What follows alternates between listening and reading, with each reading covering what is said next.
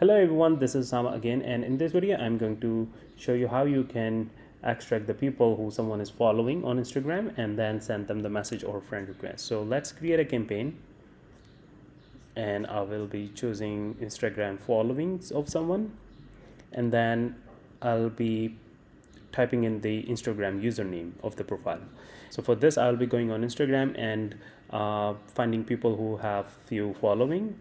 Like this one, it has 96, it is following 96 profile. So I'll get this profile username and paste in the field on ReachOwl and then go next. This time I will be choosing send follow request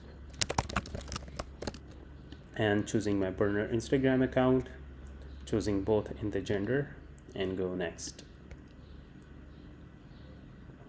That's it. So my campaign is created now.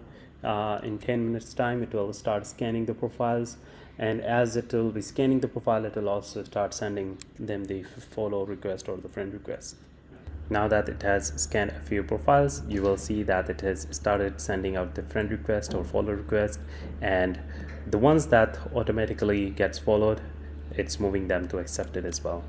Thank you for watching and see you in the next one.